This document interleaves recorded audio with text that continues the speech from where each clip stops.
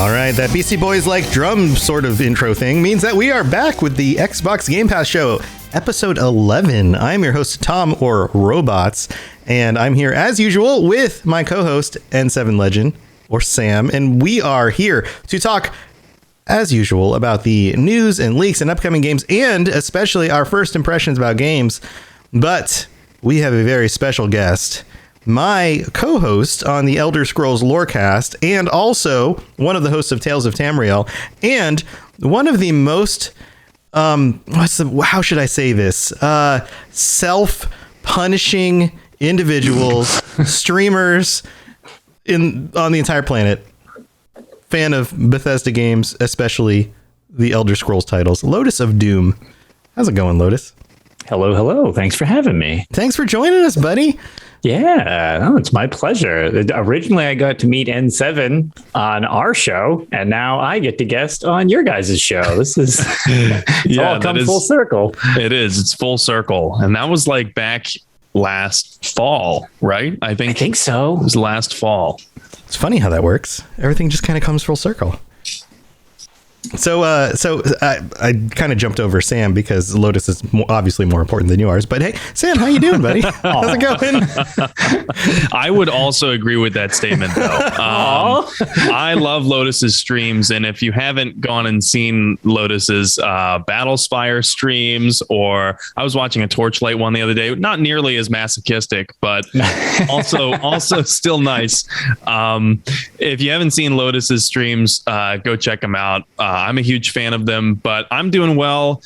As I've mentioned before, the news has been absolutely fucking insane lately. So my day job has been exhausting. The real world news, to be here, not the video game news. To be here and escape the real world, so that we can talk about some video games. Yes. Oh, so okay. So in the world of news, I just want to throw this out there right at the beginning before we get too into things. Two things. One, LotusOfDoom and I are going to be featured by the Bethesda stuff that's coming up this weekend, because it is QuakeCon weekend coming up this weekend, and I'm going to throw Lotus through the ringer on the Elder Scrolls Lorecast quiz show with Lotus and Aramithius. I am hosting this. Lotus and Aramithius are going head to head to see who has the most both lore and video game knowledge about Elder Scrolls titles. And that is going to happen on Friday morning. I believe it's Friday morning, right? Yeah, that should be right. Friday morning at 11, correct? At 11 Eastern. So you guys should tune into that. And then I'm also part of the Apocalypse Squares game show that I get to be a part of that on Saturday. And that's all about Fallout stuff. So you guys should tune into both of those things. Those are part of the QuakeCon community channel. So that is twitch.tv/QuakeCon community.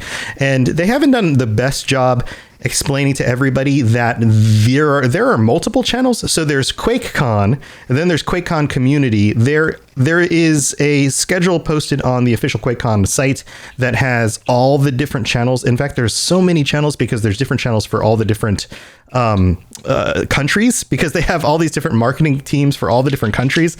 Bethesda's huge, guys. Did you know that Bethesda's a freaking large company? They're like international. Did you know that? Yes, they are. It's amazing.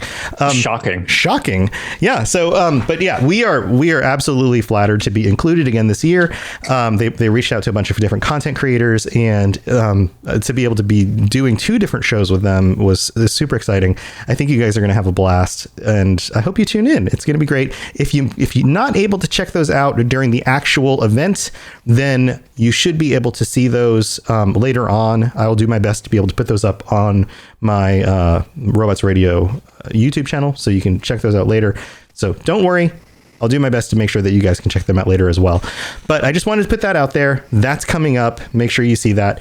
And otherwise, we are kind of changing up the schedule for this show a little bit. We're going to be revising some of the format. So this week we are starting out with the sequence where we will be talking to Lotus about some of the stuff going on with Bethesda and the titles for Game Pass with Bethesda. And then in the middle of the show, we're going to be talking about the news and the upcoming games and the stuff leaving. And then we're going to get into the stuff that we've been playing recently. And stay tuned, because in future episodes, we're going to mess with the kind of format a little bit too. And we may even start incorporating some of you guys into a call-in segment. That's the right word. In the show, so that those of you who are able to check this show out live can actually call in and get your thoughts on the show directly that way. So lots of fun stuff. But why don't we kick this off? Lotus. Hello. We know that you love Bethesda games, especially the Elder Scrolls. And if people are watching you on the video version of this, the live version, they can see that you've got a bunch of Elder Scrolls paraphernalia in that room. And if they were able to see the direction that you're able to see your room from, there's a bunch of stuff in front of you as well. Yeah, there's a ton of stuff. Maps. I've got, I was going to say, if I shift my chair, it's really weird to do backwards, but if I shift my chair, it's hard to see just because there's so much of it. But there's Fallout memorabilia and stuff. Like I've got the Fallout mini fridge, all that stuff. People joke that I'm kind of a Bethesda fanboy, and they would generally be correct, because they just by default make the majority of my favorite games. So it's just strange. Like, I don't love all Bethesda games, and all games I don't love of Bethesda, but like oddly enough, one company does produce probably like 75% of my favorite games. Yeah. So we got a big announcement. It was only a few months back now that Xbox, Microsoft, and Bethesda were merging together. What was that, like 6 months ago, 7 months ago, that the official announcement was longer than that? Was it longer than that? It was I guess in the ultimate flex of loving Bethesda, it's on my birthday that they got acquired. Oh, that's right. That's right. So, it was September 21st. September, right. So that was the announcement, and then the actual official thing went through in what, February? I believe it was February. Okay. Everything was signed. That's the date I was thinking of, was February. But you're right. The official announcement was almost a year ago now. Yeah. Wow. Has it been that long? Man, so COVID has messed with our calendars pretty hard. It really has. So in that announcement, one of the big things was like, hey, we're putting a bunch of games on Game Pass. And then they were like, and now we're putting the rest of the games on the Game Pass. So like almost everything in the catalog is now on Game Pass. How do you being somebody who has played through, you're one of the few people I know who has played through almost everything in the Elder Scrolls catalog. How do you feel about that? So a little, I guess, background why it's been kind of strange. I used to be big into, I jumped on board with Xbox, the original. And then, so I was big into the Xbox 360, and I actually kind of missed all of last console generation with them, because I ended up going Sony, because when they first launched, I was not a big fan of the direction they went. Mm-hmm. And anybody who knows my stuff recently, now I'm less a fan of the way Sony's going and much more a fan of the way Xbox is going. So I'm the ultimate, I have no loyalty. I go with whoever is treating people the best from a gamer perspective, and ideally a consumer perspective, because that's what I am part of, the demographic of. But I looked up my thing just because I was curious. I hadn't logged in a while. Xbox related, I didn't remember exactly how much I had played until I just looked it up. And apparently I have 195 Xbox games registered on my account at 151,365 gamer score. So solid. Even though I've been missing for an entire generation, holy shit, I played a lot of Xbox. That's the highest gamer score I've ever heard. Like, I genuinely don't have a single friend on my friends list on Xbox with a higher gamer score than that. And to put things in perspective, I've been an Xbox player since the original Xbox, never missed a generation. Yeah, I have a real completionist issue across all games. But so I definitely have plenty of experience with both guys, though. But recently, I've been on the Sony side of things. The audience likes your game score. I don't know. Can you hear the clapping? I don't know. Oh. Can you hear the clapping? Is that what that was? Yeah, that was the audience through my headset. Oh, all right. Yeah, they were clapping for you. So now that things have switched sides, and for the most part, Bethesda is just entirely owned by the opposing side to which console I'm on. Yeah, that's a pretty big selling point for Xbox just in general, because like what would I really, other than the weird exclusives like Deathloop, like Xbox is the place to go at the moment for me, because Game Pass sells, everything Xbox because there's so much variety there. And then on the flip side, my favorite stable of franchises is now completely owned by the opposition to the console that I was on. And they're open enough that they also do PC. So since I don't have any strong loyalty to Sony, it's just kind of where I fell. I'm pretty much already presuming that I'll be jumping ship this entire generation, because I don't see any reason to not just go with that, because they have the majority of games I want. And Xbox is so much more in favor of crossplay. Sony is not. Yeah. Consumer friendly. Like I like when things are made easy for us, the players. So Microsoft seems super on board with doing that. Sony seems like the only odd man out in this scenario, where even Nintendo plays ball with Microsoft, and you have a PC. Well, okay, you can get Game Pass on PC. It's like, with the acquisition of Bethesda, they pretty much won me over. It's like, well, all right, that's the majority of my games. So Xbox it is, apparently. Yeah, and I think that there's a benefit to being able to play some of those older games more easily. Like not having to jump through as many hoops to get something to run is a big benefit there's a thing that we go through, especially with old PC games, of the potential to lose some of these formative games games. Let me back up a little bit. Games fill a place in not just media like movies do, but as an art form. And they're an art form that requires a certain level of technology. And as technology progresses, we move on from that level of technology.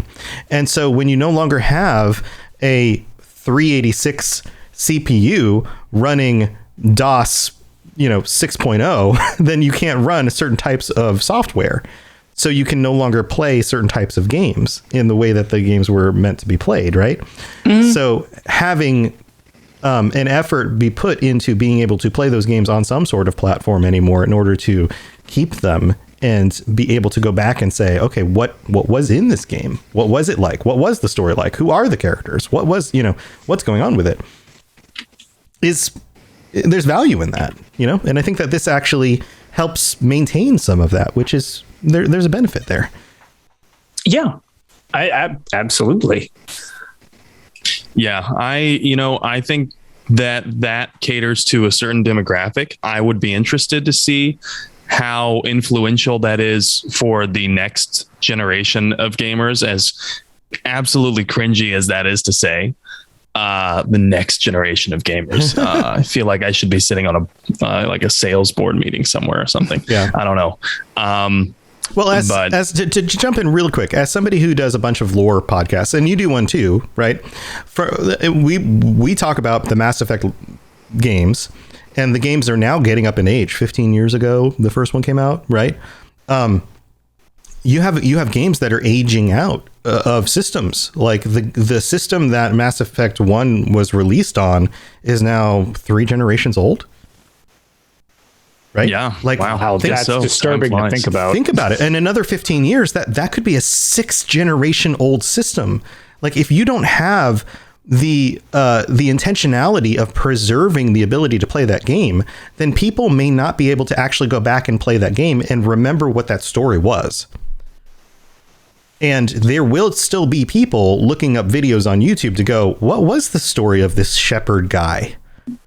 Because I want to know it, because I want to play Mass Effect 17 or whatever it is by that point. You know what I'm saying? Because they keep talking about the shepherd who saved the Milky Way. But what was that story?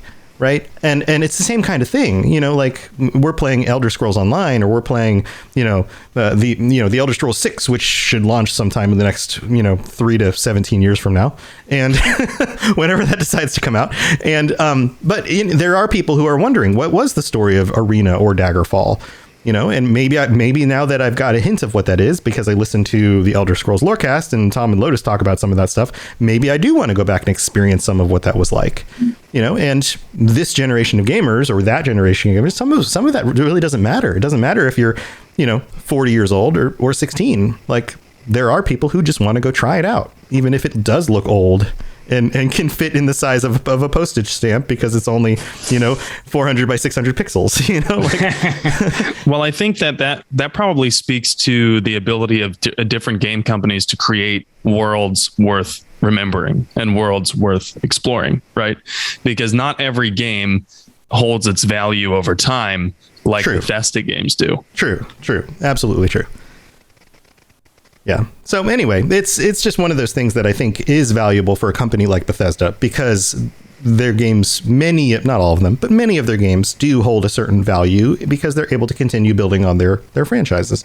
So I think there is some value to be shared in that. Lotus, do you see any other value in Xbox Game Pass as a system? Because it's still kind of a new thing, this idea to have. It is. And subscriptions aren't super my thing, but I also, even though I've kind of shifted where I used to play back when I was in college or whatever, I had, obviously more time at my disposal. I used to kind of just grab whatever when I was bored or whatnot. I tend to focus a little more, and it's like, okay, I play like one game, but also games nowadays are so involved compared to what they were back then. You could kind of beat a game, even a long game. Like, it took a while for expansions to come out. Like, as big as Skyrim was, it wasn't like weekly updates. It was a really big game, and then you had a series of expansions which were equally, almost in some cases, big, with the Dragonborn, for example. But games felt more finite oftentimes back then, whereas nowadays everything's a live service. Everything's this sprawling open landscape with 9 billion things to do, and we're going to update it every other day and stuff like that, which is great for games when that happens. But at the same time, you don't have infinite time as a human, because there's only 24 hours in a day. You can't do everything at once. So the benefit of Game Pass to a lot of things to me is, if you want to try something, it's a really great way to jump in and out of something for way cheaper than dropping all this money and then seeing that you don't like it. And returning games in a digital age where everything is going is not really a thing. You can't really rent games anymore. That's not really an option. This has kind of become like the new way of, do you like trying lots of different things? This is like your cheapest alternative. And then when Microsoft is putting all of like their first parties like straight on it, that's, even from a cross-play perspective, like cross-gen, not literally cross-play, although they could be. Like, you could have a game that you're already part of the subscription. You're getting whatever 100 games otherwise, but this new game drops. It drops on all platforms, say. Well, you just get it day one, and it's just part of something. You just download it if you want it on Microsoft, if it's like a Microsoft sponsored product. Whereas it could cost $80 to physically get it. That's a huge savings. Like, I mean, if you're just subbing, that's essentially, okay, you get what? Not even 2 games for the price of a year of Game Pass or whatever it is, not including if you get it on sale or discount or all of that stuff. So it just, I don't know. It seems like if you like to try lots of different things, there's not a lot of reason that I'm aware of that you shouldn't just have it. Yeah. So I don't know. It seems like Netflix became so ingrained with everybody because it gave you such ease of access to everything. And gamers have crazy low attention spans a lot of times, where they jump all over the place.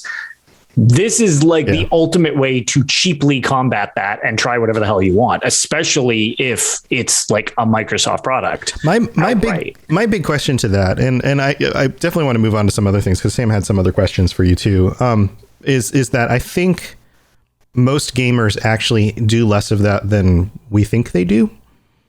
I do a lot of that, but I think I'm the anomaly.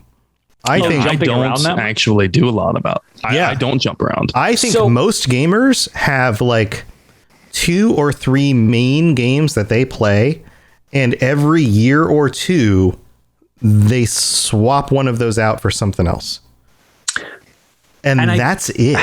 So it's kind of funny. Like, I feel like you might be onto something, because like there's definitely 2 schools, because I guess N7, if you're the same way as me, then I think that's like 80%. 80% fit into that, and 20% of the gaming audience play whatever the newest hottest thing is, and they keep jumping around. And that's me. I'm that 20% minority. But most of you guys, and I'm saying most of you guys, and I'm talking like Lotus and Sam, are the 80% majority who have their like 2 or 3 main games, and you're happy just hanging out with those, and every so often you'll try out something new, and if it's good enough and you have enough friends playing it, you'll swap out one of those games for that new thing, and then you're gonna stick with that for a while. See, that's interesting, because outside ESO as my main game, so to speak, and then being friends with a lot of people in the Fallout 76 community as well, in my friend circle, I'm in like the tiniest minority possible.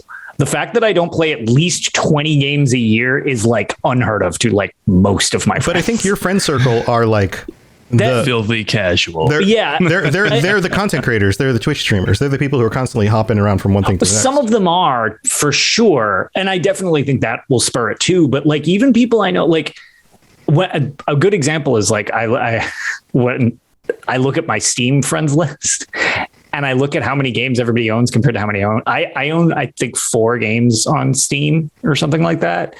And the majority of people I know are in the hundreds, and in several cases, the thousands of games. Oh, well, here's the other. So maybe it's just people buy them and don't play them as well. Absolutely. Look at the Steam stats. Right. Like, what was it? Like 2 or 3 years ago, like the percentage of people who bought The Witcher 3 but never actually got the first achievement, which was like leave the place where you start the game, was like maybe that's a big like thing. 60% of them or something. It was that's like crazy. Yeah, it was like, it's like the numbers of people who will actually buy the game because it shows up on sale or somewhere.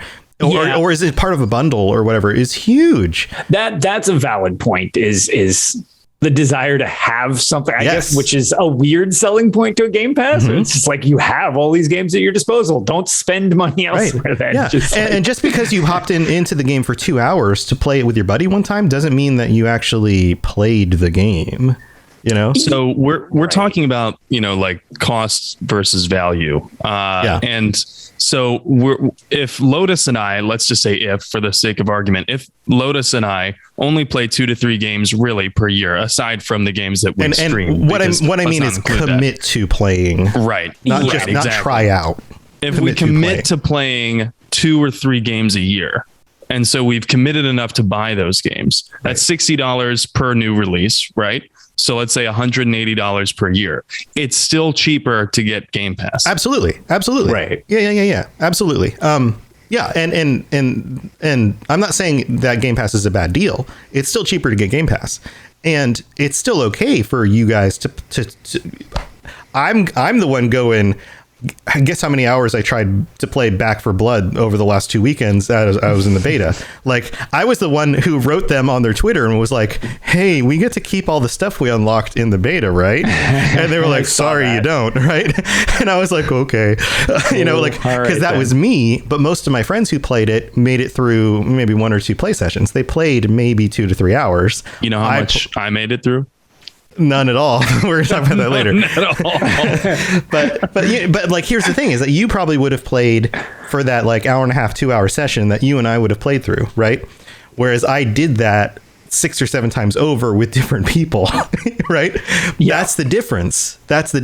But I would have paid for that game. Like, if that game released 2 weeks ago, I would have bought it straight out, and I would have spent the next 2 to 3 weeks playing the crap out of it. And then the next shiny game that comes out, I would have bought that and I would have played the crap out of it for 2 to 3 weeks, and I would have moved on to the next game. So I would have spent 20 to 30 to 40 hours in each game and then moved on to the next game. Whereas you would have realized that I would probably just only play it for 2 to 3 hours and never bought it. That's the difference. Right. Yeah. But Game Pass works for both of us. Right. Different ways of it's just kind of providing what we need in both. Exactly. Both. And that's why this acquisition of Bethesda, I think, was so huge, because we're talking about games that, like, okay, well, are you really only going to play it for 2 hours, or maybe you're going to put in like fucking 50 hours into Skyrim, which is still not even a dent in Skyrim. Yeah. 50 hours that's is a 2 hour. play. Yeah, I was going to say that's your 2 hours. Oh, I learned the tutorial of Skyrim. Right. Yeah. And but to answer the question, sorry, real quick, to answer the MK10 gamer, it says my wallet hates fall season. But that's why in fall season, I only buy like 2 or 3 games, is because I know I'm going to commit to playing them. Game Pass gives me the option to play through more than that if I have the time. And that's where the time limit becomes the issue. Sure. So, but yeah, like I'm not going to play every game I ever want to get, but, and I will wait till certain games go on sale. That's the other thing. So anyway, just wanted to clarify. Yeah. I'm not buying every game I want to play at full price. I can't afford definitely not. I can't afford to do that. But something like Back 4 Blood, I know I'm definitely going to play, so I will buy it when it comes out. It just depends on the game. Yeah, and the other thing is that the whole format of Game Pass opens it up for people to try new games that they don't think that they would ever like. Right. So, and that happened with a game that we will be talking about later that I played with you. I think that was either yesterday or the day before that. I wanted to kind of ask Lotus, it's evident just from some of these series that Bethesda has on there, Fallout, the Elder Scrolls, Wolfenstein, even, that Bethesda is very good at world building. They're very good at creating these alternate realities, whether they're fantasy or, historical revisionism, and going from there and creating this entire narrative around it where it sucks you in and you are completely enthralled in the lore of the game. So which of these series would you say has most impacted your affinity for the Bethesda type of game, if you know what I mean? Yeah. So my number one would obviously be Elder Scrolls, as that's just like my go-to series. It's my favorite series. It has one of my all-time favorite games with Morrowind, but I mean, I love the majority of the series. I'm a big fan of Fallout as well, so that'd be almost like a second place type of thing, I guess. But what, relating to earlier, where I'm like, man, there's so many things where I'm just like, when they acquired, this was years ago, obviously, before they were acquired, but when they acquired id, that was, to me, like, I'm big fan of Doom. I like Wolfenstein. I actually love Quake. So I'm secretly hoping for a Quake announcement. Quake Champions is fine. I like it and all, but like, new Quake game, please. There's some rumors. We don't know anything, but that would be really cool. That would be really cool. There's that note about upcoming Quake in the timeline for the event. So, and then also, I feel the series is incredibly underrated, and just because I like something, I don't feel the need to shower it with completely undue praise. I love Rage. The combat in Rage is super, super fun. The story is an active detriment to that series that should be aggressively ignored because it takes away from the overall game. The combat in that feels a lot like the shooting in Cyberpunk. Now that I think about it. Okay. It kind of feels very similar. I've only watched Cyberpunk, but I really liked Rage 1, and Rage 2 got a lot of crap because of the open world design, which I actually liked, but Rage 2's combat was really, really good, but the story to those games went from being like kind of whatever to the second game, like, it was piss poorly marketed, and I don't really understand why they kind of just seemed like they made it and then forgot about it. That always struck me as weird. But the combat in that game is so good. And the DLC was actually kind of fun too. But like, yeah, that was a series where it was like, this is all gameplay and no substance. So I was like, whatever, that's fine. I don't need everything to be super. I really like Quake, but I mean, Quake lore is all over the place too. The games barely even occasionally have any relevance to anything. We're Space Marines, or actually, no, never mind. It's medieval Gothic thing. No, Space Marines again. It's all gameplay first. It's everything. It's all gameplay first, lore second. Yeah. Right. Which is totally fine. Like, everything doesn't need to be this epic story saga, but like, I love all these games. So like, I guess they even cover, my open world games, they cover my shooters and stuff like that. It's weird how many games I just love from their stable of games in general. And I know people really like Dishonored as well, and Arcane Studios. The stealth thing isn't really super my gig, but it's cool that they've got like even the stealth genre, which is kind of much less popular nowadays than ever before. So even they kind of have that. Deathloop looks super creative. It's like, I don't know. They've got a lot to it for me that I really, really love. And I'd say Elder Scrolls is pretty easily first place, with like Fallout probably being second.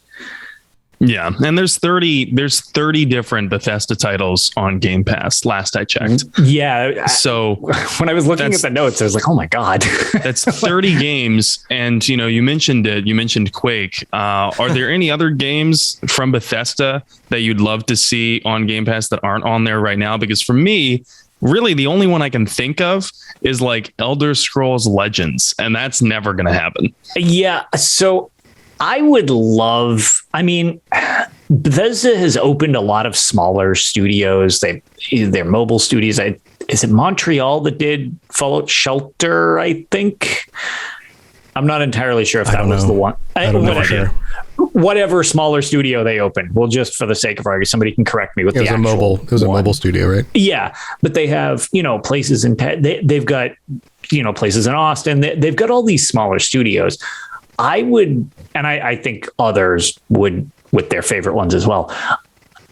They've remade Skyrim 1,000 times. It's a running joke, but people keep buying it. So why not keep remaking it? I get that. But like re-releasing it. Yeah. Re-releasing. Yeah. Cause sometimes it's like not even different. It's just straight up the same game.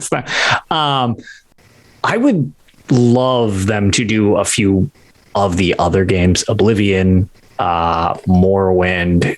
Some of them are going to be rough, so I don't know what the demographic of interest would be. The original top-down Fallouts from the isometric perspective, even if they just made them playable, I know those actually are available on the PC version of Game Pass. They correct? Are. Mm-hmm. Yep. Okay, yeah, I thought so. But after recently playing through Elder Scrolls Legend Battlespire, or the Elder Scrolls 1 Arena, it would be neat if they threw a couple of those on there. Most of them are available on GOG. I don't know if that's going to end up. Microsoft is pretty okay with other companies, like kind of having some touch on their product, which is very unlike other companies. So like, I don't know if they'll actually do anything with that, but it would be neat if they just kind of brought it over to some type of Game Pass version where you could have easier access to them, be it on a console or something like that. The mobile games, which are a nightmare to get going, the originals, it's just, that would be really neat. And when playing through them on stream, people's interest in them is there. It usually wanes after playing them if they actually go through the issue of downloading it and they're like, this game is way too difficult or way too old. And I'm like, I totally get that. But it's neat for nostalgia value. And they did it with the original Fallout. So it'd be cool if they added some of the older, more obscure Bethesda titles from like the Elder Scrolls series personally. Yeah, I'd love to see that. Yeah, I agree. Well, man, we've been chatting for a while. We could probably do a whole show just chatting with Lotus about this stuff, but we've got to talk about some of the new stuff coming, the stuff leaving Game Pass, and then we've got to talk about some of the things we've been playing this week. What do you guys say we move on to some other things? Let's do it. All right, here we go.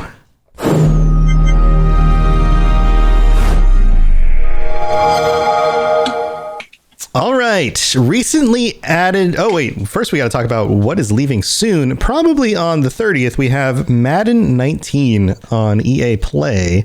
So if you've been playing, I don't think that there's too many people bent out of shape about that one. Yeah, if you've been playing the older Madden and you're just not ready to let it go, sorry, got to move on from that. But recently added, we have new Library of Ruina for console, cloud, and PC. This is an RPG card game where you are a librarian who fights the guests for control of the library. And brand new boyfriend dungeon, which we will be talking about because originally we were going to have Lady Devon, who's the social media manager for the Fallout stuff for Bethesda. Actually, I guess Bethesda in general, I believe. All of Bethesda. All of Bethesda. Yep, I believe so. Something came up. She wasn't able to join us today, unfortunately, but she had mentioned that she was playing it, thought it was wonderful, and then challenged me to play it as well. So I did so, and you can see my first hour and a half of my playthrough on my my YouTube channel, and then Sam got to play through some of that as well. So we will be talking about that some more. That's actually why you invited me here. You just needed corgi representation. As she's the corgi queen, I'm the less important but also corgi owner. Corgi princess. You're the corgi princess. So we had all right, yeah, sure. We'll go with that. I'm the corgi princess. There you go. Yeah. So this one, your weapon is a person. People can be weapons in this game, and you can date your weapons. So we'll talk about that a little bit more. Real unique. It's surprisingly good. That's what I've heard. So hold on to your horses. Wait, that's not actually the right phrase, but you know what I'm talking about. Console, cloud, and PC. And other ones that we've already mentioned, F1 2020 is currently out for console. Dirt 4 Rally and Rally 2.0 is out for console. Grid is out for console. Art of Rally is out for console and PC. Solitaire Collection Microsoft Classic for PC. And Hades is out for console, cloud, and PC. Coming soon, Psychonauts 2, which looks super cool. People love the original Psychonauts. Is coming on August 24th for console and PC. This is like a 16-year later in the works. Do you know anything about Psychonauts, Sam? No, I never played it, but a couple of my friends swore by that game. Yeah, this is one of those, like, if you played it back in the day, you absolutely love it. A game called Aragami is coming out on September 16th for console. This is a third-person stealth ninja versus samurai game. And Sam wrote the note, so he says, looks dope, Assassin's Creed like. It does. It looks very Assassin's Creed like. It looks like there's some parkour associated with the game. I will be anxious to give it a try when it comes out because I'm a huge fan of the Assassin's Creed series, and I'm just a huge fan of the idea of playing as a ninja and assassinating samurai. Yeah, so being a ninja is always fun. And then we have Lemniscate, which we talked about a little bit. We'll talk about more in the future. That's September 28th for console and PC. And then Back for Blood is on October 11th, console and PC, day and date release. And I got a chance to play this. Do we want to talk about this a little bit right now? Since this is kind of in the notes. We tried to get Sam to play along with me on, what was it, Saturday. It just wasn't really working. Well, don't say tried to get me to play because I was so down and I was ready. We tried. I'm sorry. You were down to play. We tried to get your console to play. I don't know. What's the right way to phrase this? Yeah, my Xbox was being stubborn. We don't know who to blame. The console wasn't working, or the internet connection wasn't working. Their servers weren't working. Something wasn't working. It took like 2 days of troubleshooting and we still didn't get anywhere. And we'll talk about that a little bit later, but I'm not going to be kind in my review. Okay. So we'll hold off on that. All right, cool. All right. Well, so but that's the stuff that's coming up. And if we've helped you get through your days at work or your commute or your workout or anything like that, we'd really appreciate you sharing the show with your friends or leaving us a rating or review on Apple Podcasts. So thank you for tuning in and listening. Also, thank you for being here for the live show. We love seeing the conversation happening in Twitch chat. We are live every Monday at 10:30 Eastern. And we just love having you guys here, and we'd love to hit like 30 live viewers. So come join us for the live show. Come on, hang out. And also you can join us on the Robots Radio Discord. We hang out there all the time talking about the games that we're playing. You're always welcome to be part of the Game Pass gang if you're playing any of these games, whether you are signed up for the Xbox Game Pass or not. If you play the games that are on Game Pass and you want to hang out with us, then you're welcome to join us. Everyone's welcome as long as you're awesome to each other. That's the only requirement. And we also have a real quick review from MK10 Gamer, who got a chance to talk about a game that he's loved for a while. He says here, fun game to wind down to after a long day. He played Skate and says, but it still has the challenge for the try-hard gamers. The music is on point and the controls have a little reworking, but they were just finding their feet in a world dominated by Tony Hawk and still came out with an amazing game. 260 out of 260 bones, 8 out of 8 pizza slices. MK10 Gamer. Woohoo! All right. I'm going to try a new sound effect. Let's see how this one comes out. There you go. 8 out of 8 pizza slices. That was an intense sound effect. Yeah, I've loaded up some new ones, but I didn't memorize which button is which. Let's see what this one sounds like. There we go. Great. I gotta say, my favorite sound effect was the one that you ended the Mass Effect Lorecast with the other day. The bump, that one. Yeah. Yeah, you remember which one? That one's good. Personally, whenever you've done a trivia show that I've been part of, I like the Wilhelm scream anytime you get anything wrong. It's just so horrifying when you get something wrong. You just feel guilty for killing somebody if you get the question wrong. Oh, I should work that in whenever we rate something like a 1 out of 8 pizza slices. Buckle up, buckaroos. We should give it that. It's coming. But yeah, thank you for writing that in, MK10 Gamer. Mark 10 Gamer. It's probably Mark 10 Gamer, isn't it? I always just say MK10. But that's the middle of the show. Why don't we move on to our recent playthroughs and previews of some of the new games?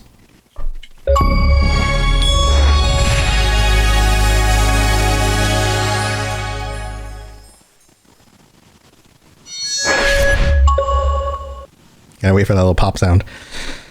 All right. So, are we talking about Boyfriend Dungeon? That's where we're starting. I think we should probably lead with the lead, if you will. And I just want to hear more about this game because I have yet to try it, though 50% of my Twitter feed is pretty much people talking about Boyfriend Dungeon. And I'm like, what is happening? Because any clip, including the one you posted, nothing actually explains what's happening. It just leaves me with more questions. Yes. Well, if you really want to know what's going on, you got to watch my little, first hour and a half playthrough because it gets progressively weirder. And that's really the only way you're going to, I will do my best to explain it as quickly as I can, but that's really the only way to get going. But here, this is my chance to explain Boyfriend. Oh, this is the new thing I'm going to do here. Let me set it up. Okay. Boyfriend Dungeon. I'm going to pick, this is what we're going to do now. This is my new fun idea, Sam. Check this out. So what mood should we do Boyfriend Dungeon in? Saucy. All right. Definitely saucy. I'm looking up saucy background music. Here we go. Ready? Oh, no, we can saucy. Is not a word that most people use. Try something else. Okay, just say sexy. I'm sure sexy background music exists. I'm sure it does. Okay, sexy. Here we go. Get some Barry White on. I was about to say, is Barry White a copyright thing? No, this is like non-copyright music. All right, ready? Okay, here we go. So Fairy White or something like Boyfriend Dungeon.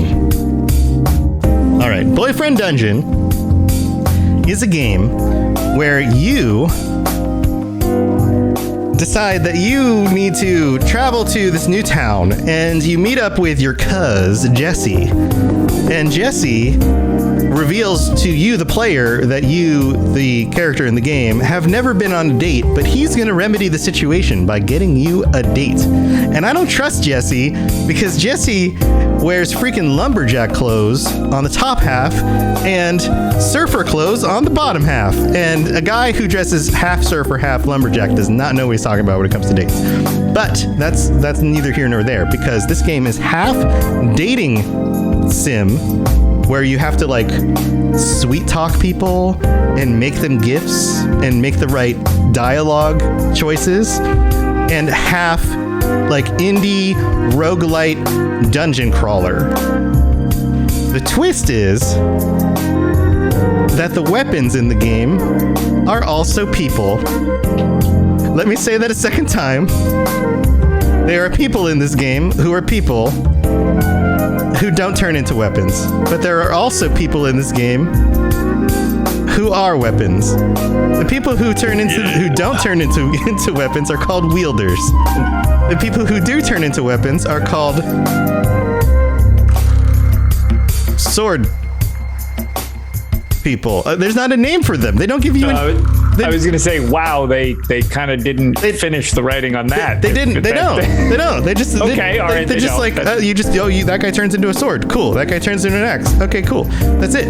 Now it gets even weirder, because sometimes you decide to like hang out with your friend who turns into a sword, and you don't have to be romantically involved with your friend who turns into a sword. It could be totally platonic, and then so you decide to go to the dunge, DUNJ, to go hang out with your buddy who turns into a sword. And so you go to the dunge, and in the dunge, which is also the mall, and I guess is abandoned, where do people go shopping? Things manifest, and the things that manifest in the mall are part of your subconscious, and your subconscious manifests into things like cell phones and TVs, because you have an issue with modern technology or information or something. And don't worry about that, because your sword friend, who you also might end up dating, who also is your training partner at the beginning of it, who Jesse introduces you to, tells you that don't worry about that, because early on, the things that got manifested for him were trucks. Okay. What? So this is the cycle, right? The cycle is you go into the dunge, you fight as far down into the dunge as you can, you kill a bunch of things until you drop or you leave. And then the emergency vehicle comes and picks you up, takes you to the hospital, you're woken back up, you go back to your apartment, you get a bunch of stuff and some money, and then you craft things and you make some better stuff. And then you can repeat that cycle. But when you get back to your apartment, you check your phone, and guess what? You got messages. So maybe you have a new date with one of the weapons you met while you were in the dunge. Or your mom messages you to check on you and see how you're doing. Or you have some like flirty message from somebody else that you already went on a date with. Or you decide to craft something for somebody because you want to make them a gift. But guess what? You know that girl you met who's a dagger? Don't give her a teddy bear because she doesn't like teddy bears. Well, but if you do give somebody the right gift, you're going to level up your romance with them, and then you're going to unlock extra benefits for when you wield them when you go back into the dunge. So now maybe you do more bleed damage, or you can dash further. This feels like it was at one point a flash game on Newgrounds. Yeah, it's kind of like that.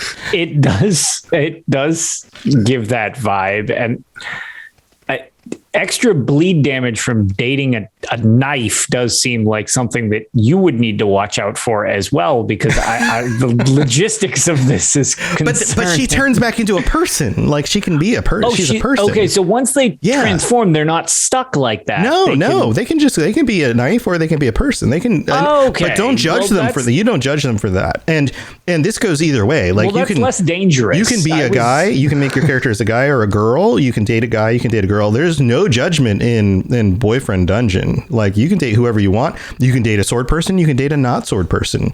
Like you can, like, there's no judgment at all. Like don't you even go down that route. Like there's no judgment. All right. So do you date the weapon that you like, or the person that you like? That's up to you. So here's the thing. One of the first weapons you meet is actually a very useful weapon, but I felt like he was a total playa. And you know what I'm saying? Like, I wasn't about dating that guy because he was trying to get wine and dined. He was gonna. I need to protect my heart. You know what I'm saying? I need to protect my heart, and I didn't care about that extra bleed damage. I was gonna protect my heart. He was gonna crush me at some point. I knew it.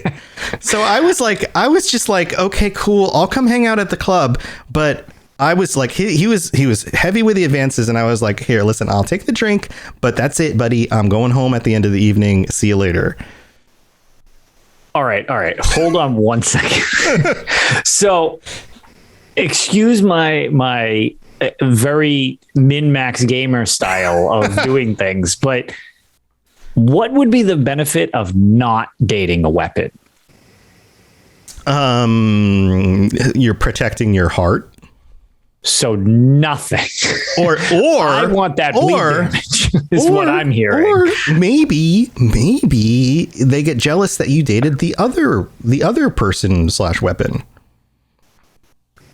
But maybe they don't get along. Maybe they get jealous. Well, me and Warhammer damage. But what if you like two weapons equally as much as each other, and you just want two different combat styles? Then I can learn dual wielding. So maybe they don't like each other. What if they're jealous? What if the Who the Fool says I dated all six and there was no issue? So he's saying no. He's giving us glimpses further into the game, and he's going, "Don't worry, guys, they don't get jealous of each other." Well, you did say there was no judgment, and apparently that confirms they're totally cool with that part. Okay, well, fine. Okay, so don't worry about polyamorous weapon dating sim. Yes. Yeah, there you go. Got it. There you go. Well, and also, apparently, in that case, you wouldn't even need to dual wield. What is sex to wield? Is that 6? Well, you can only pick one weapon at a time. You can only you pick the dungeon that you go. You pick the weapon you go into the dungeon with, and then you can't swap out while you're in there. Man, there's got to be a way to stuff them all in the backpack. It doesn't work that way. Yeah, where's my inventory space? Oh, and then I need my inventory plus there's space. A cat. There's a cat that turns into a weapon too. Of course, there's a cat. Why not? Yep. Hey, quick question: Is this game Japanese? I don't know for sure. It feels like an American design game that's influenced by Japanese games. Right. Yeah, that was kind of where I was going with that. Yeah. Hula says no. Hexa wielding. Hexa wielding. Yeah. So okay, so we need to move on. But to sum this up, I was very skeptical when I started. The further I got into it, the more I actually enjoyed it, non-ironically, and part of that enjoyment was actually the fighting mechanics are actually pretty fun. And the more you leveled up stuff, including your own character, the more that stuff's actually really solid. Like the roguelite mechanics, and we've talked about this on the show. I like roguelites. They're fun. I like little indie games like that. That stuff's pretty solid. Like, it's not bad at all. And the run around town, going to the individual things, buying stuff. Some of that stuff could be better. I wish there was a little bit more of like things to spend your money on and stuff. And the conversation nuances are kind of funny. The ways that you can respond to some of the text stuff is kind of funny. So, it's not really my bag, but I could totally see why people like it. And ironically, it's a pretty funny game. I don't think I'm going to finish it. I don't know that I want to spend my time doing this as opposed to some of the other games that are coming out and some of the other things I've been playing lately. But it was a fun little distraction to dive into, and it's especially fun to talk about and be in part of the conversation on. So I'll give it a solid 6 out of 8. So okay, there you go, 6 out of 8. That's my. And that's pretty good for a game that came to Game Pass with no fanfare whatsoever. I think it's a fun game. It's a fun game. One little warning: there's a character named Eric. He does some kind of emotionally manipulative things. There's a warning at the beginning. Some people felt like that warning wasn't strong enough, so there's been some pushback in the community about it. If you have some rough, emotional experiences and you feel like that kind of stuff might trigger you, then be warned. That might be triggering. Oh, interesting. Yeah, he's a dick. If you're the kind of person who gets invested in this stuff because you're role playing it and you're making actual decisions in the game, and that's going to hit you emotionally, maybe stay away. But if you can distance yourself, like watching a movie, and you feel like it's not really you, then, you know, you might be okay with that. You know, everybody knows yourself better than we do. So just so you know. But otherwise, that's Boyfriend Dungeon. Other than that, I tried out Art of Rally. Art of Rally is it's kind of a very simple designed, bright color, simple shapes rally racer with all of these really high quality racing games and rally racing games like Dirt and those kinds of things coming out. I was like, you know what? I'm not going to play. I've played some of those before. I was like, I'm going to play Art of Rally, which is like the really simple looking one.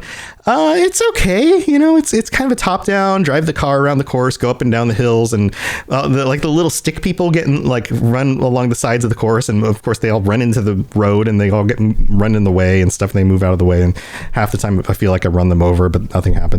But it's got these cool little cars and it's got a lot of style to it, some cool music. It's kind of a, you know, you kind of vibe with it kind of game, and you just kind of, it's cool. I'd give it like a 5 out of 8. I don't know that I'd go back and play it again, but if you're looking for something kind of simple to just, you know, like slide a car around a track, it might be kind of your thing. That's about it. I don't know if you guys have any questions about that. It's not too complex. How long did that one take to download? Oh, it's pretty small. It's like a, I don't know, 3.5 gigabyte game. Yeah. Pretty small. All right. That's pretty small. And then Hades, I haven't jumped back into again. I own it on Steam, so I'm not going to re-download it on Game Pass. I've mentioned that before on the show.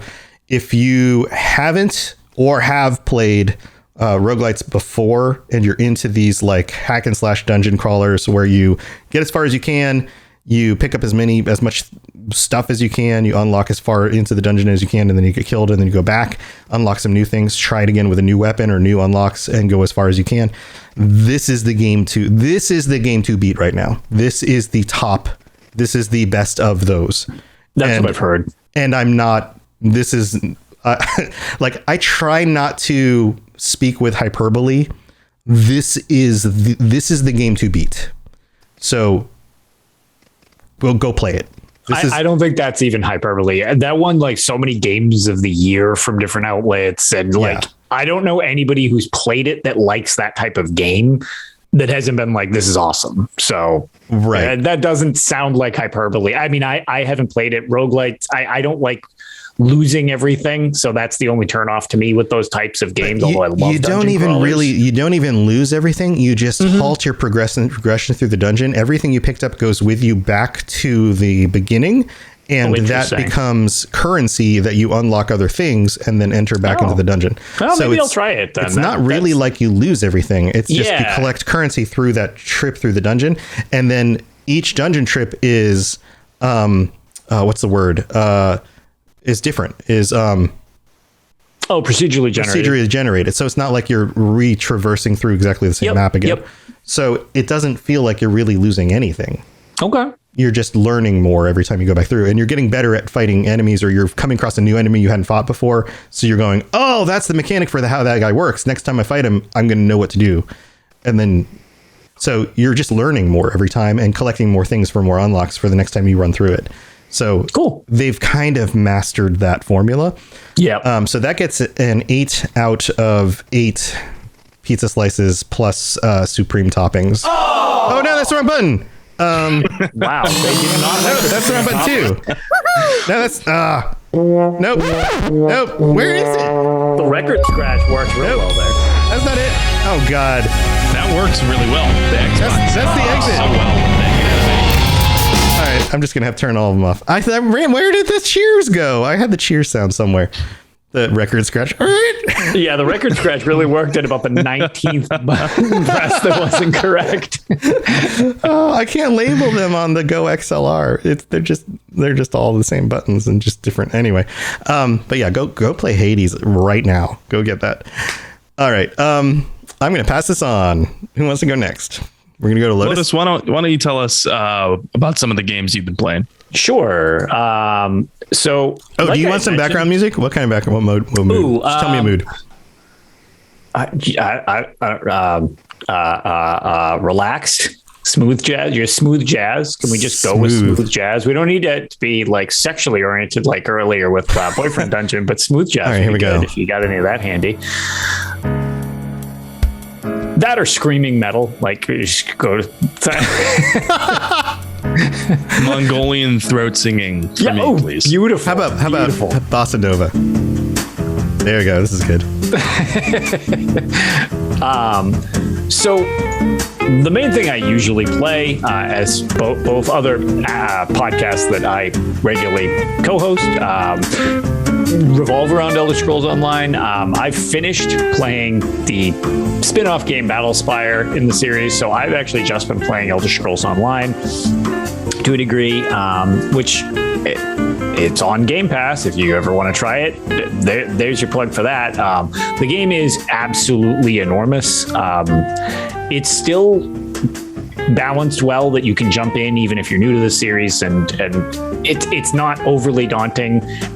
And the benefit is it's become very much into its own game. So like that's really like my go-to game. So ESO's one.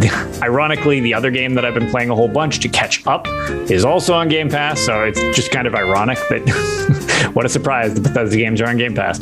I've been playing Fallout 76 to catch up with the last chunk. I had beaten everything there was up through Wastelanders, and then I kind of just took a break because I love exploring around, but I really kind of like the story stuff that they add when they do. So I was like, I'll let some stuff build up. So I had all the Brotherhood stuff, and in fact I also had the legendary perk system had just come out when I had stopped playing, so I hadn't really done much with it. So I was backlogged about I don't know, almost a year or something like that. So I really had a bunch of stuff to do. I had never fought Earl before, so that was fun. Nice. And, I've been doing all that stuff. Yeah, Earl's pretty creepy too. Earl is very creepy. The scream. The only thing about Earl that is funny is the scream mechanic to back you off, so you can't just like run up and slug him in the legs as much. Like he tries to back you up. Super disorienting, especially for whatever reason when I play my headphones. I like a lot of bass. That basically blows out my eardrums when he screams. It is horrific. So do not play with bass boost on it. Because I did not know that was going to happen. I was like, oh dear God. But I really just love that animation when you're just screaming and flailing around, because I always wear power armor and I look ridiculous just screaming and flailing around in power armor. Yeah, for people who haven't played, if you play in first person view, which most people do, it pulls you out to third person. Yes, it does. And it throws you backwards and sends you away from him. Yeah. But really like that fight, and I've been doing the companion quests because I actually didn't finish them. I did the main story for Wastelanders, but then I picked up the astronaut and the bartender guy with his drugged out brother. Yep. I'm not going to spoil any of that, but I was going to say, just been doing those. Really enjoying Fallout 76 again. I didn't have since the beginning. I've had problems with it here and there, but where that game was basically completely lambasted when it was launched, and it definitely needed more time. Mm-hmm. I did not run into nearly the issues at any point the way other people have. So like, I'm not going to pick up the torch for something that I'm not experiencing. My bugs have always been minimal in that game. So like when I take breaks from it, it's usually just because I beat everything I wanted to beat. So I've been enjoying having new stuff to do. And I'm kind of hoping to be caught back up again pretty soon. I think I'm almost done with the Brotherhood stuff. Yeah, lately the only main issue is that there's been some server stability, and one of the main reasons is because people have been duping the items. Duping thing. So it's kind of the main problem. So we've every now and then had a server disconnect, but is that mainly a PC thing?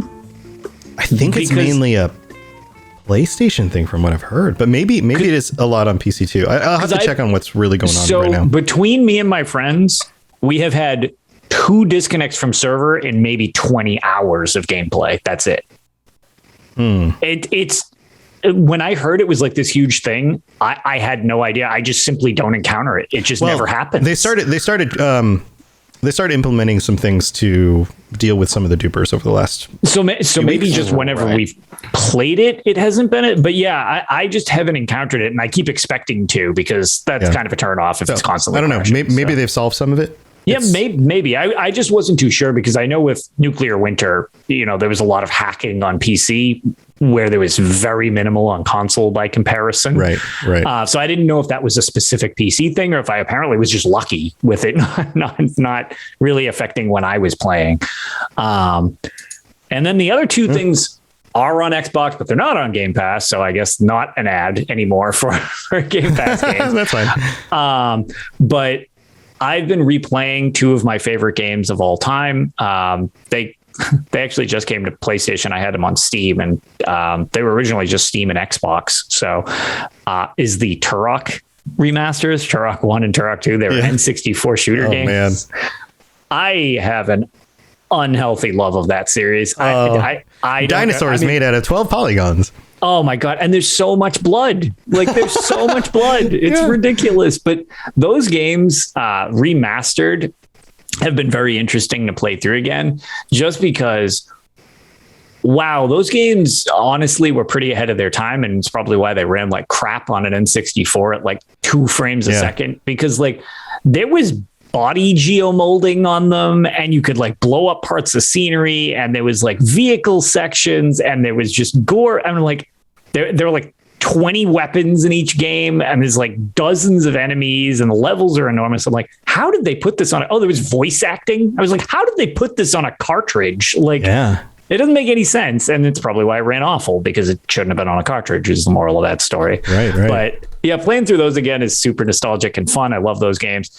And then actually, as N7 was saying, when he dropped by yesterday, I was streaming. We decided to grab Torchlight 2, as I've been in a dungeon crawler kick. I've just really, really wanted to play a dungeon crawler. And somehow, even though I love Torchlight 1, none of my friends or I played Torchlight 2. And it turned out I even owned Torchlight 2. I just, for some reason, never turned it on. That game is awesome. Give that all the pizza slices and toppings. That game is awesome. All right, then. Which button are we going to hit? The disappointment one. the disappointment supreme pizza button. Perfect. Powered up. There you go. Powered up. But yeah, I've been loving that game. Torchlight 2 is just tons of fun. Works on console, works on computer. I needed a Diablo-like, and that is perfectly scratching that itch. So I played a good bit of that. I never finished it. Yeah, we just made it to Act 3. I have zero idea how long the game is, but we just made it into the really nasty fungal swamp of poison crap. I don't really know how to explain it. They were attacked by mushroom people. That's the moral of the story. But yeah, really, really fun. Really having a lot of fun with that game. We've been playing it an unhealthy amount. Cool. Sounds good. Yeah. Good times. Nice reviews. That sounds awesome. All right. Well, let's move on to Sam. Sam, toss me a mood. What's your mood for Verminetide? Oh man, this might be metal. Kick-ass? Yeah, kick-ass or intense, something like that. Right. I can't hear this music, by the way, so this is like blind. I have no idea you can't hear this music? If my description is going to match the background music. Okay, I'll try to make sure you can hear it, but here, I'm gonna put it in here. Here we go. Go for it. So we played Verminetide a little bit, and it's Verminetide 2 rather, and it's a Warhammer game. And all Tom had told me really was you get to kick the shit out of a lot of rat men. I'm paraphrasing here. He didn't say that. But he basically told me, look, if you want to bash a lot of rat men in the face with like weapons and stuff and just kill a bunch of things, like this is the game for you. And he described it pretty perfectly. Because that is indeed what you do. You quickly descend into a rat man infested hell. And it's just, like rat men everywhere. And then there's like zombies. And if you want to slash and kill things in a fantasy setting, and you just want to go through hordes and hordes of enemies, this is like the game for you. I had a lot of fun playing it. The mechanics are engaging, but not too complicated, I think. And it's definitely fast-paced enough that if you only have like 2 hours to play, which I think is the amount of time that we played, then you can get a good gaming session in and not feel like you quit too early.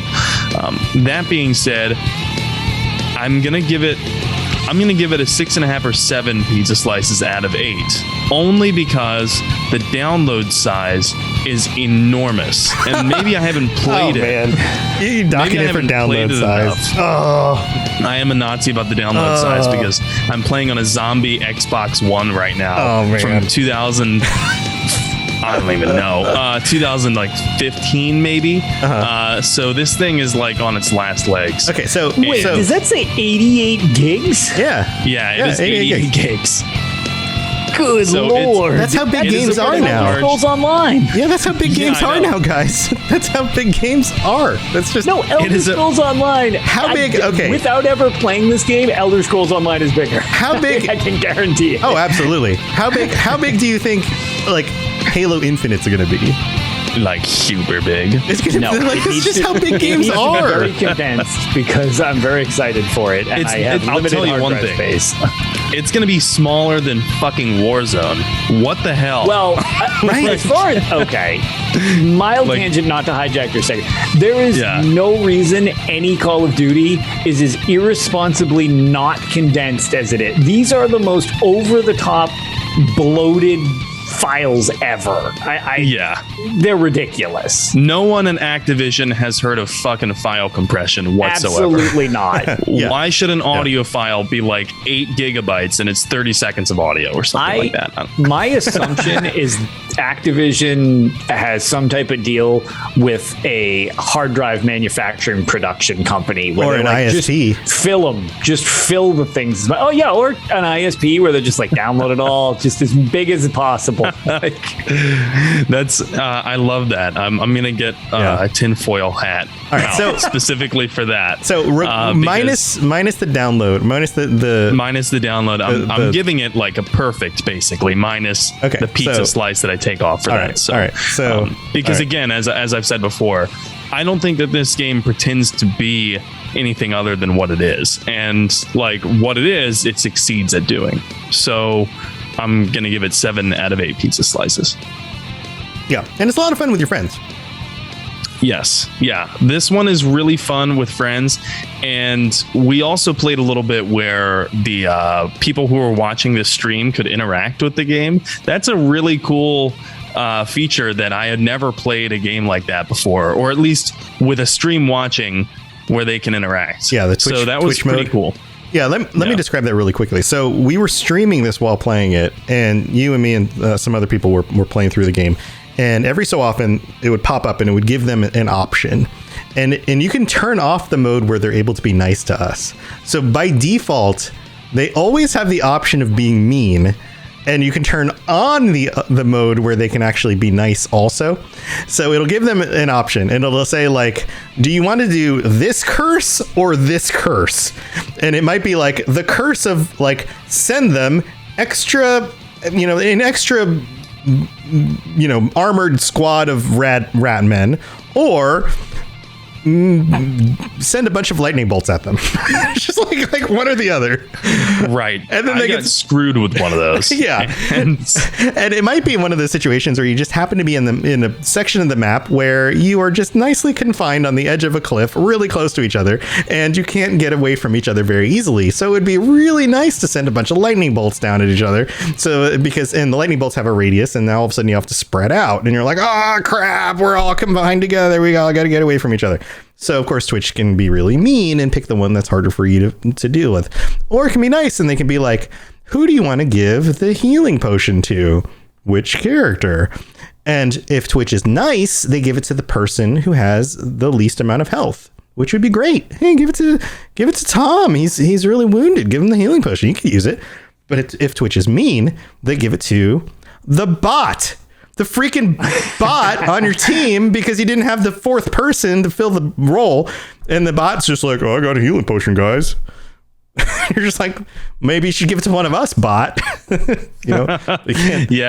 bots did better than me. So the there's bots are definitely actually a pretty learning good. curve to that game. Yeah, the bots do pretty well. I remember the bot beat me in total amount of kills by 1 kill, and I was like, well, that was the ego hit I needed. Well, it was still only your first time playing through. Yeah, and the bot only took a fifth of the damage, so there was that. True. Also, I did have to bounce mid-session and then come back because I had to move my car. So there is that. Maybe that counts for something. Right. I also played a very simple game called Feeding Frenzy. I don't know, have either of you played this game before? It's like an Xbox 360, maybe like an original Xbox game. It's a 360 like arcade game. Yeah, you used to arcade. Yes. Yeah, you use the fish to eat the other fish. Yes, you eat the fish who are smaller than you, and then you grow in size, and you can eat the progressively bigger fish. Yeah. Now, this game I downloaded because I thought it was a game that I played way back in the day on addictinggames.com. I don't know if anyone remembers that's listening to this. Like, addictinggames.com was like the haven for flash games in the early 2000s. And there was a game on there called Fishy. And you were a very small fish. And I guess in concept, it is kind of like a roguelike because if you die, you lose everything and you just start all the way over. And it is technically possible to beat it, but it's like incredibly hard. And I only beat it once in the years that I played Fishy. And you start as this very tiny like goldfish / minnow. And there's only maybe like one out of every 12 fish that are small enough for you to eat. And it gets progressively easier, but it's still hard. But anyway, I thought that Feeding Frenzy was Fishy. It might have preceded Fishy. Oh. It may have copied it. I'm not sure. Either way, it's still the same concept, and it's very fun. It's only 500 megabytes, so I guarantee someone has space for this.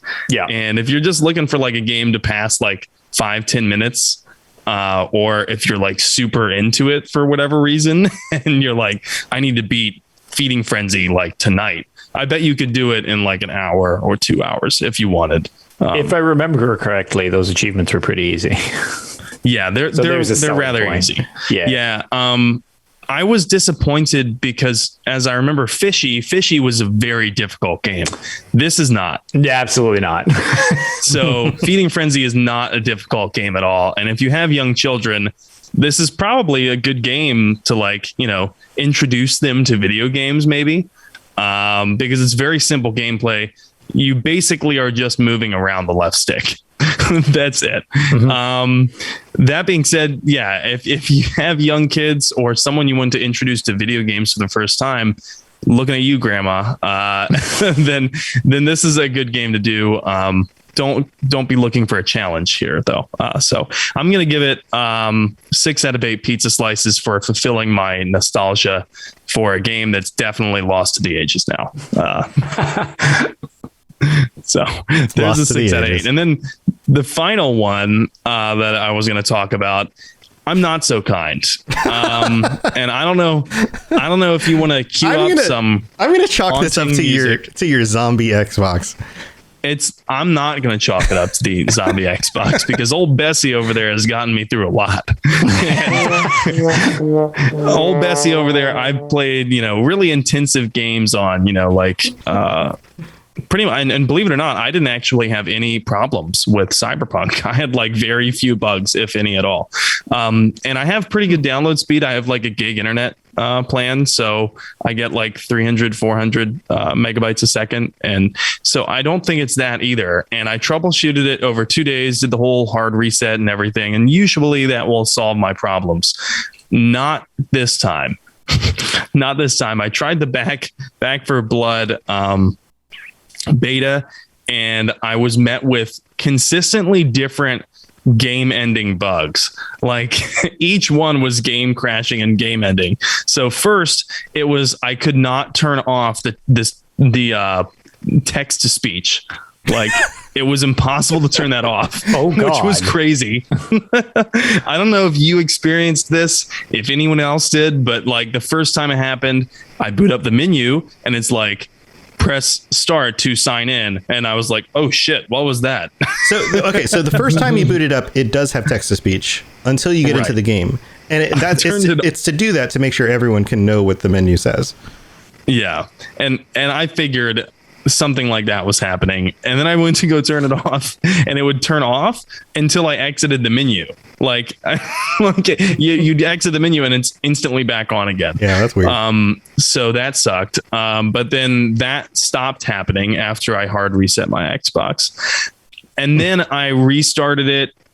I got to the menu screen. I pressed the, start to sign in, and then I get into that like base camp thing, be able to see for just like a few seconds, and like things would load in slow.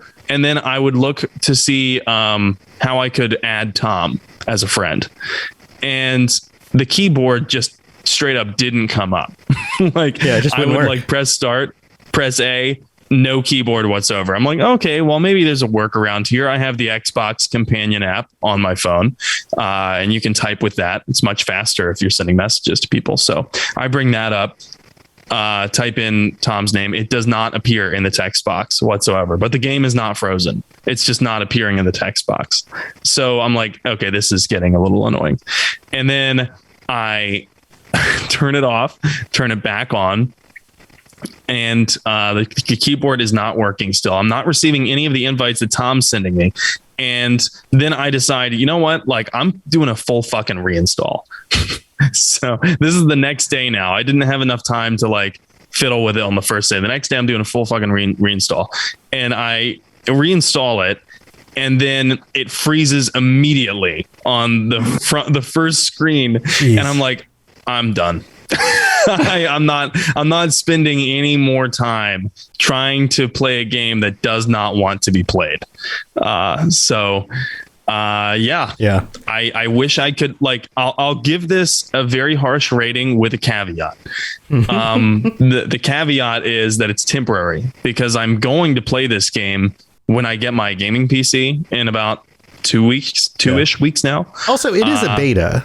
That's part of the test of the beta. It is a beta, right? Yes. So there is that. I would love to be able to relay my thoughts to someone with Back for Blood who would listen. Yeah. Well, you can. There is on the website. There is a form you can fill out. So you might actually go tell them this, because it might be helpful to them to know. I imagine that it would be. Right. Did not get past start screen. Cannot explain more. Play game. Do not know about game. But you could say, initial launching, the text to speech would not go away. Could not get keyboard when trying to add a friend when it did go away. After restarting, like you could list that stuff out. That could be helpful to them. And I'll list it out as bullets. What's funny? I'm going to withhold my Karen attitude about it.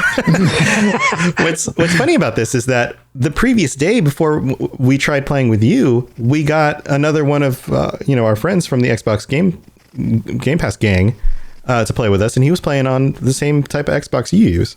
No, he's not actually. Oh, it's a different one on Series X. Yeah. Are you sure? Are you talking about Hool? No, it wasn't. I don't think it was. Oh, Hool. Okay. I thought you were talking about Hool the Fool here in chat. I know that he has a Series X. No, it was. There was somebody else who was playing with us too. Nope. No, Hool didn't play with us. It was somebody else. But yeah, and on top of that, everybody else that I had played it with, nobody else had an issue with this. Like, well, shucks, I feel special. Yeah, I don't know why you're. That's why I was wondering if maybe it was your Xbox in particular, because you did have that issue where it like died and came back to life. That's true. I've had that issue like two times now. So I don't know if maybe that borked something in the system, and that's the thing that I was pointing at, saying like maybe like in the past, before you had the death and resurrection of your holy Xbox, back when it was able to play Cyberpunk, maybe I don't know. Try loading up Cyberpunk, see if it plays it anymore. Cyberpunk killed it. Maybe Cyberpunk killed it. I don't know. But it's possible. Who knows? For what he's referencing, by the way, is my Xbox has on occasion I turn it on and then all of a sudden it's just black and green like barcodes going across the screen. That sounds like a GPU from Call issue. of Duty, like the numbers they send. What do they mean? Yeah. But oh dear.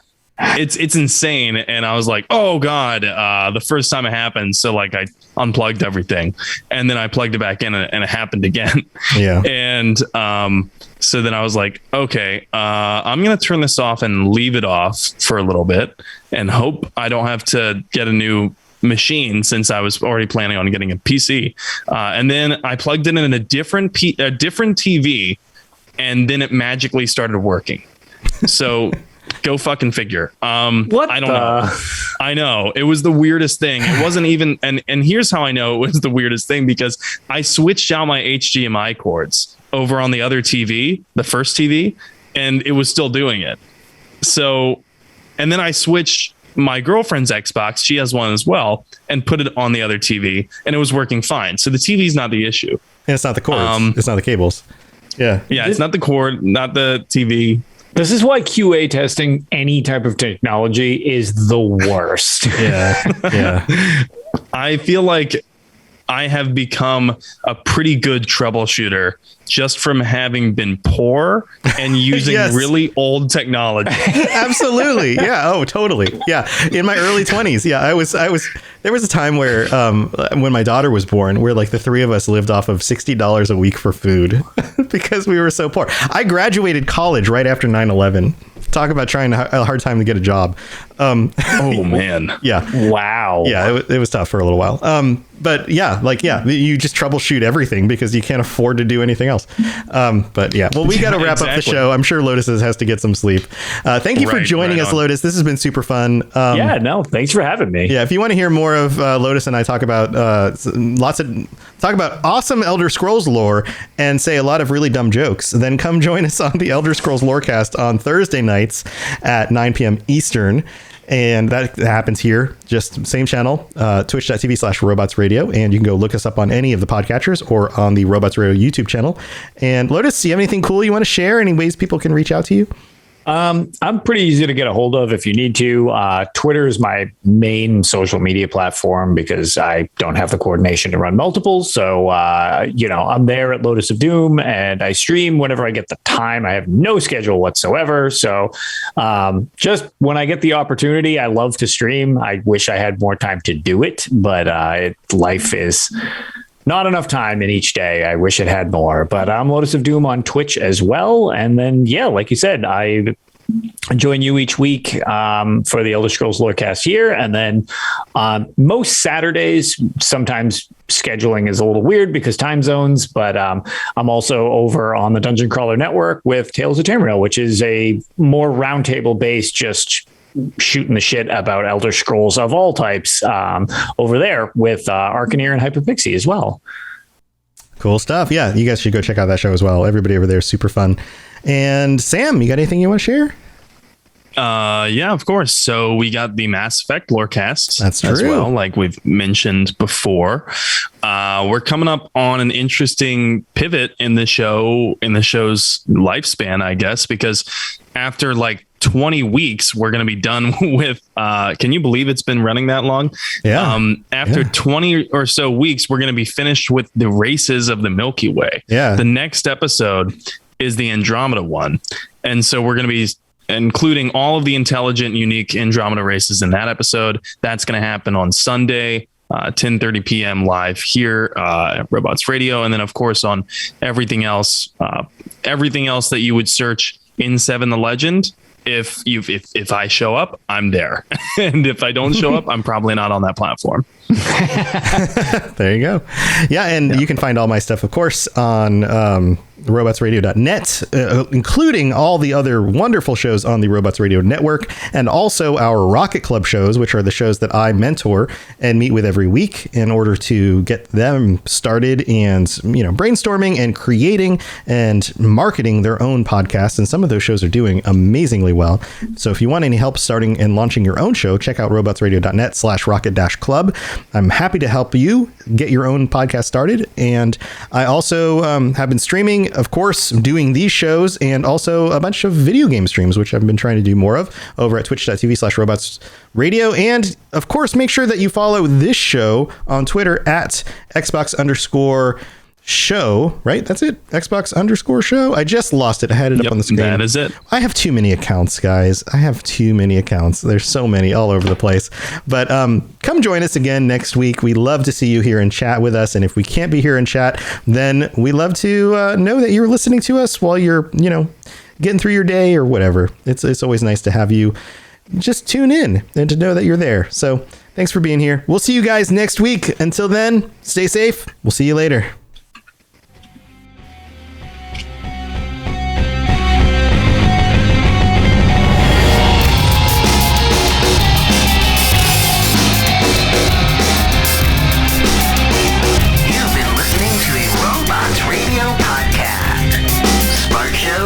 For interesting people. Check out all the shows at robotsradio.com.